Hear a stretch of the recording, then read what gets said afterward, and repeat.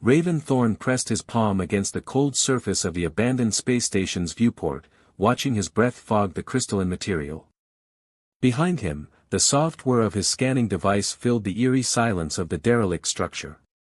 The station hung suspended in the crimson nebula like a forgotten ornament, its silver surfaces dulled by centuries of cosmic dust. Another dead end, he muttered, checking the holographic display projected from his wrist device. The star charts he'd stolen from the corporation's archives had led him here, to this remote corner of the Perseus arm, but like so many leads before, it seemed to be yet another disappointment. As a star cartographer, Raven had always been fascinated by the mysteries of space. But after discovering the corporation's systematic erasure of humanity's past, the deliberate destruction of historical records and ancient outposts, his fascination had turned to desperate purpose. Now he was a fugitive, marked for elimination by the very organization that had once employed him. The scanner chirped, drawing his attention to a faint energy signature emanating from the station's lower levels. Raven froze, his heart quickening. He'd seen hundreds of dead stations, but none had shown signs of active power after all these years. The station's emergency lighting systems flickered to life as he made his way down through the maintenance shafts, casting strange shadows across the curved corridors. His boots left prints in the thick dust, the only marks these floors had seen in centuries. The energy signature led him to a sealed chamber, its entrance marked with an unfamiliar symbol, a spiral of musical notes woven into a double helix. Raven's translation matrix struggled with the ancient text beneath it, eventually rendering, "Symphony Archive, authorized personnel only." It took him nearly an hour to bypass the security systems, his fingers dancing across the antiquated control panel as he coaxed life back into the ancient circuits. When the door finally slid open with a groan of protesting metal, the air that rushed out carried the sweet, artificial scent of preservation fluid. The chamber beyond was circular, its walls lined with crystalline storage units. But it was the center of the room that made Raven's breath catch in his throat. There, suspended in a column of pale blue light, floated a woman. Her features were delicate, almost ethereal, framed by hair that seemed to drift like starlight in the preservation field. Her eyes were closed, face serene, hands clasped over her chest as if in prayer. She wore a simple white bodysuit marked with the same musical spiral he'd seen on the door. Raven approached cautiously, his scanner revealing vital signs, impossible, yet undeniable. She was alive, preserved in some form of suspended animation. The control panel beside her stasis chamber still functioned, displaying her identity, Lyra Wintermist, Chief Music Archivist, Symphony Project. The date of her preservation made him dizzy, over 300 years ago, before the great silence that had cut humanity off from Earth. His fingers hesitated over the revival controls. The corporation had standing orders to destroy any pre-silence survivors, viewing them as dangerous links to humanity's past. But he couldn't leave her here, couldn't let them find and eliminate her like all the other traces of history they'd erased. The revival sequence initiated with a soft hum. The preservation field began to dissipate, and Lyra's body slowly descended until her feet touched the chamber floor. Her eyes fluttered open, revealing irises of startling silver that seemed to catch and hold the light. She spoke, her voice rough from centuries of disuse, in a language his translator took moments to decode. "The symphony, did they complete it?" Raven shook his head, not understanding. "I'm sorry, I don't know about any symphony. I'm Raven Thorn. You've been in stasis for a very long time." Lyra's eyes widened as she took in his modern clothing, the advanced technology at his wrist. "How long?" she whispered. Before he could answer, a distant explosion rocked the station. Raven's wrist device flashed with urgent warnings. Corporation ships, at least 3 of them, had dropped out of hyperspace nearby. "We need to go," he said, reaching for her hand. "Right now." Lyra pulled back, her silver eyes intense. "The archives, we can't leave them. They contain humanity's musical heritage, every song and symphony ever written. I was supposed to protect them until..." Another explosion, closer this time. Warning klaxons began to wail throughout the station. There's no time, Raven insisted. They'll kill us both if they find us here. Lyra glanced at the crystal storage units, centuries of human culture preserved within them, then back to Raven's outstretched hand. With trembling fingers, she reached for a small device at her neck, a pendant that glowed with the same soft light as the stasis chamber. The core data, she said, clutching the pendant. At least I can save this much. She took his hand, her fingers cold but her grip strong. As they ran from the chamber, Raven could have sworn he heard music, faint and haunting, like a melody carried on solar winds. But there was no time to wonder about it. Behind them, the sound of boots on metal signaled that corporation troops had boarded the station. They ran through the darkened corridors, Lyra struggling to match his pace after centuries of stasis, while the station shuddered under the impact of corporation weapons. Raven's small ship waited in a maintenance dock, hidden from the station's main sensors. It wasn't much, just a modified courier vessel, but it was their only chance. As they reached the airlock, Lyra turned back one last time, watching as explosions began to bloom within the station that had been her home for 3 centuries. A single tear traced down her cheek, glowing like stardust in the emergency lights. The symphony remains incomplete, she whispered, pressing the pendant to her heart. But perhaps that's as it should be. Some songs are meant to evolve. The airlock sealed behind them as Raven's ship detached from the dying station. As they accelerated away into the Crimson Nebula, new music began to play, the song of their escape, of futures undecided, of mysteries yet to be unraveled in the vast, star-strewn dark. The nebula sea shimmered outside the viewport, waves of purple and gold radiation washing over the ship's shields.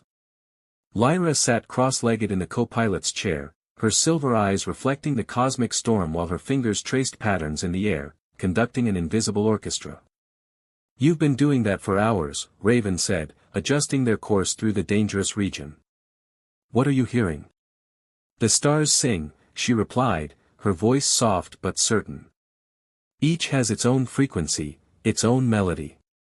Before the great silence, we used to record their songs, weaving them into the grand symphony." She touched the glowing pendant at her neck. "Now the music feels fragmented, discordant." 3 days had passed since their escape from the archive station. 3 days of hiding in the radiation storms of the nebula seas, where corporation sensors couldn't penetrate. 3 days of Raven watching this woman from another time trying to make sense of his world. "The corporation destroyed most records of pre-silence culture," he explained, watching her face fall. "They claim it's to protect us from dangerous ideologies, but really, they just want to control the narrative. Make us forget where we came from." Lyra's hands stilled. "And Earth? What happened to Earth?" Raven hesitated. "How do you tell someone their homeworld was lost?" "The official story is that it was destroyed in the Great Silence. Some kind of catastrophic event that cut off all communication with the colonies." "You say, official story, like you don't believe it. I've seen too many inconsistencies in the star charts. Too many redacted coordinates." He pulled up a holographic map, pointing to a sector marked in red. "This entire region is restricted. The corporation says it's due to gravitational instabilities, but I've tracked supply ships entering and leaving." Lyra stood, moving closer to study the map. Her proximity made Raven acutely aware of the faint humming that seemed to surround her, like static electricity, but musical. "These coordinates," she said, "they match a frequency encoded in the symphony data." Before Raven could respond, proximity alarms blared. A corporation patrol vessel had emerged from the nebula's swirling clouds, its weapons already charging. "How did they find us?" Lyra grabbed her seat as Raven executed a sharp turn. "They didn't. Regular patrol. But if they scan us?" He let the implication hang. "They both knew what the corporation did to fugitives." The patrol ship opened fire, energy beams cutting through the nebula. Raven dove deeper into the radiation storms, using the natural interference to break their targeting lock. The ship groaned under the strain, systems flickering as radiation levels spiked. We can't stay in here much longer, he warned, watching the shield readings drop. The radiation will tear us apart. Lyra closed her eyes, her hands moving in that strange conducting pattern again. The nebula's resonance. I can hear it. There's a pattern to the radiation waves. Her fingers danced faster. There, between the third and fourth harmonics. A safe passage. Raven hesitated for only a moment before following her directions. They threaded through the nebula's stormy heart, riding the waves of radiation like a solar wind. Behind them, the corporation ship attempted to follow but was caught in a surge of energy that sent it tumbling away. When they finally emerged from the nebula seas, Lyra was shaking, her silver eyes wide. How did I know that would work? The Symphony Project, Raven realized. It wasn't just about preserving music, was it? She shook her head slowly. Music is mathematics. Physics. The fundamental language of the universe. We were trying to decode it, to understand. She trailed off, touching her pendant again. But something's wrong. The frequencies in my data archives, they're changing. Raven brought up the ship's long-range scanner, showing a small outpost on the edge of known space. I know someone there who might be able to help. An information broker named Jinx. She specializes in pre-silence tech. Can she be trusted? No, he admitted. But she hates the corporation more than she'd ever betray us. As they approached the outpost, a collection of shabby structures clinging to a small asteroid, Lyra began humming. The melody was strange, almost alien, yet somehow familiar. What's that song? Earth's frequency, she said. Every celestial body has one. Planets, stars, even asteroids. Earth's was the baseline for all our harmonics. But now. She looked out at the stars, her expression troubled. Now I can barely hear it. Raven docked the ship in a hidden bay, then turned to face her. Whatever the Symphony Project was really about, the corporation wants it buried. They've killed for less than what's in that pendant of yours. Lyra met his gaze, her silver eyes intense. The symphony was meant to be a key, Raven. Not just to our past, but to something bigger. Something they're afraid of us discovering. She took his hand, and that strange electrical hum passed between them. Will you help me find out what it is? He looked down at their joined hands, feeling the rhythm of her pulse against his skin. It would be safer to walk away, to return to his life of carefully controlled rebellion. But the mystery of her music, the possibility that Earth's true fate lay hidden in those ancient frequencies. Yes, he said, knowing he might regret it. But first, we need to survive meeting Jinx. As they prepared to leave the ship, Lyra's pendant pulsed with a new intensity, its light matching the rhythm of their heartbeats. Neither of them noticed that, in the space behind them, the air itself seemed to shimmer with phantom notes, like the ghost of a song not yet sung. Jinx's workshop was a maze of salvaged technology, where ancient devices mingled with modern contraptions under flickering plasma lights. The information broker herself lounged in a hover chair, her cybernetic eye whirring as it scanned Lyra's pendant. Multiple arms of varying mechanical sophistication extended from her modified torso, each handling different tools and screens. Fascinating, Jinx murmured, her organic eye narrowing. The crystalline structure isn't just storing data, it's actively processing it. Evolving it. One mechanical hand tapped a complex rhythm on her workbench. This is way beyond pre-silence tech, Raven. Where did you really find her? Raven leaned against a wall of scavenged computer cores, keeping one eye on the workshop's entrance. You know I can't tell you that. Just, can you decode it? Lyra stood perfectly still as Jinx's scanners mapped the pendant's interior. The soft humming that surrounded her had grown stronger since they'd landed on the asteroid, resonating with the strange equipment in the workshop. The encryption is musical, Lyra explained. Each layer requires a specific harmonic key to unlock. But the frequencies keep shifting, like they're responding to something. Jinx's cybernetic eye pulsed red. Or like something's responding to them. She pulled up a holographic display, showing waves of energy rippling through space. See these patterns? They're coming from the restricted sector Raven's been investigating. Started about 3 months ago, right when the corporation began increasing patrols. Can you match the frequencies? Raven asked, moving closer. Already did. Jinx's mechanical arms danced across multiple interfaces. Your pendant's putting out the same kind of signal, just much weaker. It's like they're having a conversation. Lyra's silver eyes widened. The symphony was never meant to be one-way communication. We were reaching out, yes, but we were also listening for a response. Her fingers traced the air, conducting invisible music. What if something finally answered? Before anyone could respond, proximity alarms blared throughout the asteroid. Jinx's screens filled with warning signals.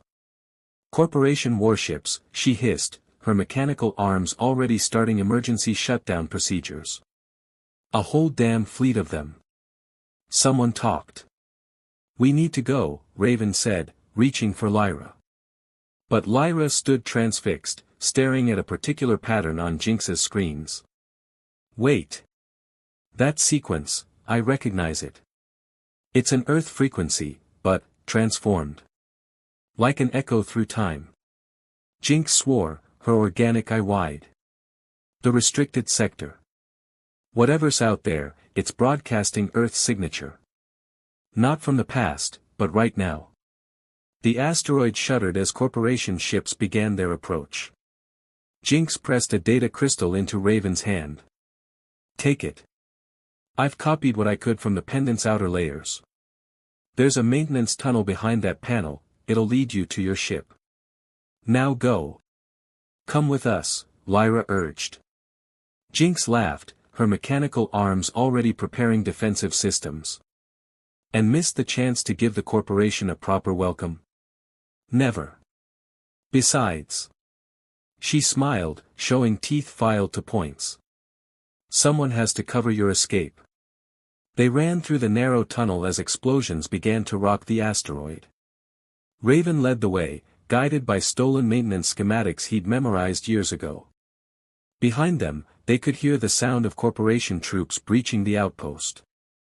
The signal, Lyra gasped as they ran. It proves Earth wasn't destroyed. The corporation's been lying all along. But why?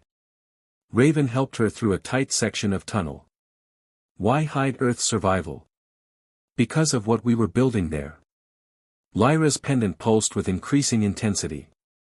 The symphony wasn't just music, it was a key to something the corporation fears. Something they've been trying to prevent humanity from rediscovering.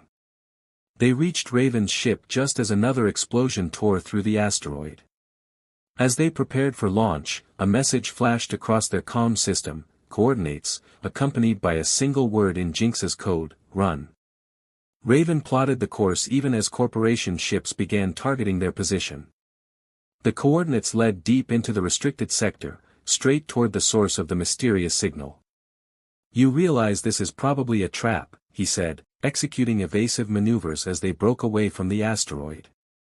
Lyra secured herself in the co-pilot seat, her silver eyes reflecting the fire of distant explosions.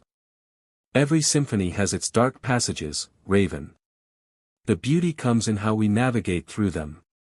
As their ship accelerated toward the unknown, Lyra's pendant pulsed in time with a new rhythm, not the familiar Earth frequency, but something different. Something evolving. In the space between stars, ancient harmonies began to shift and change, like instruments being tuned for a performance centuries in the making. Behind them, Jinx's asteroid erupted in a spectacular display of light and energy, taking several corporation ships with it.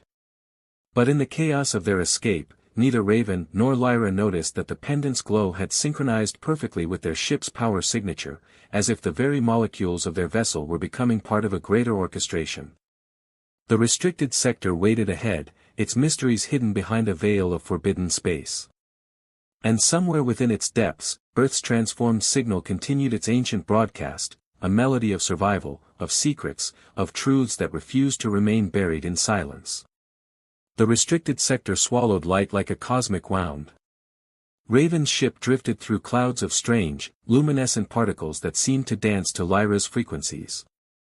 They'd been following the transformed Earth signal for 3 days, each moment bringing them closer to its source. "Something's wrong," Lyra whispered, her silver eyes fixed on her pendant. The crystal's glow had dimmed significantly since their escape from Jinx's asteroid. "The harmonics are degrading. Like they're being drained." Raven checked their ship's systems, noting similar power fluctuations. "It's not just your pendant. Something out here is affecting all energy signatures." He pulled up the data crystal Jinx had given them. "According to these readings, the corporation's been harvesting some kind of resonant energy from this sector." Before Lyra could respond, a massive shape emerged from the darkness ahead, a research station, its architecture a bizarre fusion of corporation technology and something far more ancient. Crystalline structures sprouted from its surface like frozen music-made material. "The symphony's crown," Lyra breathed, recognition flooding her features. "It was theoretical when I went into stasis, a facility designed to channel and amplify Earth's harmonic frequencies. But this version, they've corrupted it." A transmission cut through their thoughts. "Unidentified vessel, you have entered restricted space. Prepare for boarding." The voice belonged to Director Perseus, the corporation's chief of archaeological suppression. Raven had encountered him once before, barely escaping with his life. "They're not going to just let us leave. They don't have to." Lyra's fingers danced across the ship's controls, inputting a complex sequence. The symphony's crown was designed to respond to specific harmonic patterns. "If I can match the original frequency." The station's defensive systems powered up, but before they could fire, Lyra's pendant pulsed with renewed brightness. The crystalline structures on the station's surface began to resonate, creating a window in their sensor grid. They slipped through, docking in a maintenance bay moments before corporation ships arrived in pursuit. But as they prepared to disembark, Lyra stumbled, her skin pale. "The pendant," she gasped. "Being this close to the crown, it's drawing too much power. Not just from the crystal, but from me." She leaned against the ship's wall, her breathing labored. "I was part of the Symphony project in more ways than one, Raven. They didn't just preserve my body in that archive, they made me part of the frequency matrix itself." Raven caught her as her knees buckled. "We need to get you out of here." "No." Her silver eyes met his, fierce despite her weakness. "The corporation didn't just hide Earth's survival, they're using the crown to dampen its signal, harvesting its harmonic energy to power their empire. As long as the crown exists, Earth's true frequency can never reach the colonies." She pressed her pendant into his hand. "You have to destroy it. I'm not leaving you." A bitter smile crossed her lips. "My love, you already did, 300 years ago." At his confused expression, she continued, "I've been reading the archived data. You weren't just any corporation cartographer. You were there at the Symphony Project's end, trying to warn us. When they attacked, you uploaded your consciousness into the station's matrix, becoming part of the frequency that would preserve Earth's location." "But I'm real," Raven protested, even as memories began surfacing, memories of another life, of betrayal and sacrifice, of a desperate plan to ensure Earth's signal would someday reach those ready to hear it. "You are." Lyra touched his face. "A perfect resonance of your original self, given form when I awakened. We were always meant to find each other again, to complete what we started." Corporation troops were breaching the maintenance bay doors. Lyra's form was becoming translucent, her energy feeding back into the crown systems. "The pendant contains the key," she whispered. "Not just to Earth's location, but to who you really are. When the crown falls, the frequency will restore everything." Her voice was fading. "Find me in the symphony, Raven. Find me in the light of Earth's true dawn." As corporation forces burst into the bay, Lyra's body dissolved into pure harmony, her essence merging with the station's crystalline matrix. And in that moment, Raven remembered everything, the love they had shared centuries ago, the sacrifice they had both made, and the symphony that had preserved their souls in frequencies of light and shadow. The pendant pulsed in his hand, no longer just storing data, but returning to him the truth of his own existence. He was both the cartographer who had found Lyra in the abandoned archive and the scientist who had loved her 300 years ago. He was the key to Earth's salvation, preserved in music and memory, waiting to be awakened by the last harmonic keeper. As corporation troops surrounded him, Raven smiled, feeling the power of ancient frequencies building within his restored consciousness. The symphony's crown hummed with deadly potential, unaware that its prisoners had become its masters. The final movement was about to begin. Director Perseus stood before the crown's central control chamber, watching as his troops secured Raven. The crystalline architecture pulsed with stolen harmonics, each beat drawing more energy from Earth's dampened signal. "You should have stayed lost in the archives," Perseus said, his augmented eyes analyzing the pendant in Raven's hand. "Though I suppose we should thank you for leading us to the last harmonic keeper. Her frequencies will power the crown for centuries." But Raven barely heard him. His restored consciousness was expanding through the crown systems, recognizing the technology he had helped create centuries ago. He could feel Lyra's presence within the harmonic matrix, her energy intertwined with the very frequencies they had once used to chart humanity's destiny. "You never understood the Symphony Project," Raven said, his voice resonating with new power. "It wasn't about controlling Earth's signal, it was about becoming part of it. Every human frequency, every heartbeat and breath, all part of a greater harmony." Perseus laughed. "Poetry won't save you, cartographer. The corporation controls humanity's story now. Earth is dead, lost in the great silence, and your precious symphony will never change that." "You're right." Raven closed his eyes, feeling the pendant's warmth spread through his body. "The symphony won't change the story, it will reveal the truth that was always there." Before Perseus could respond, Raven began to hum.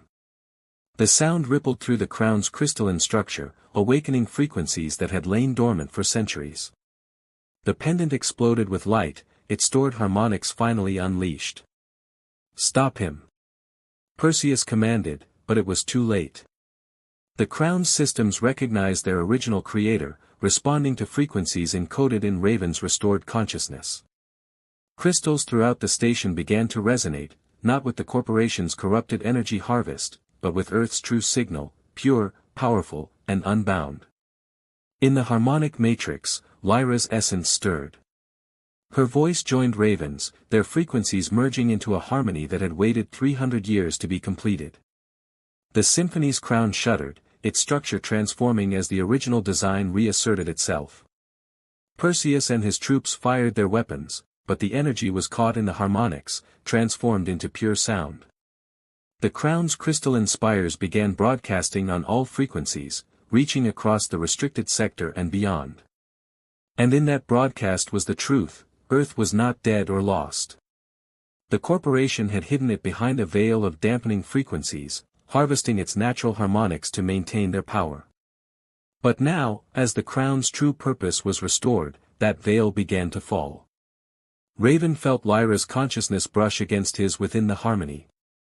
Together, they guided the crown's transformation, their frequencies spreading across known space. Every colony, every outpost, every human heart would hear the song they had preserved, the coordinates of humanity's homeworld, hidden for centuries in patterns of light and sound. "Even if you kill us," Raven told the raging Perseus, "the symphony cannot be silenced. It lives in every human frequency, in every breath and heartbeat. We are all part of it, whether we choose to hear it or not." The crown's crystals reached their harmonic peak. In a cascade of light and sound, the station's corrupted sections began to break apart. Perseus and his troops fled as the structure reconstructed itself according to its original design. In the chaos, Raven felt himself becoming pure frequency once more, his physical form dissolving into the harmony he had helped create. But this time, he wasn't alone. Lyra's consciousness embraced his, their frequencies eternally entwined. The symphony's crown transformed into a beacon, broadcasting Earth's coordinates to every corner of human space. The corporations' lies crumbled as colonies received the signal they had been denied for centuries. Ships would come, souls drawn by the heart song of their species' birthplace, guided by the harmony that had waited so long to be heard. Raven and Lyra's consciousness merged with the symphony, becoming part of the eternal broadcast. They were the guardians now, the keepers of humanity's true frequency, their love preserved in patterns of light and sound that would resonate across centuries. And somewhere in the darkness between stars, their voices still sing. Listen closely to the silence of space, and you might hear them, twin frequencies in perfect harmony, calling humanity home to the world they had never truly lost. For in the end, their love became part of a greater symphony, a reminder that some truths cannot be silenced, some songs must be sung, and some harmonies are destined to resonate forever in the infinite music of the stars.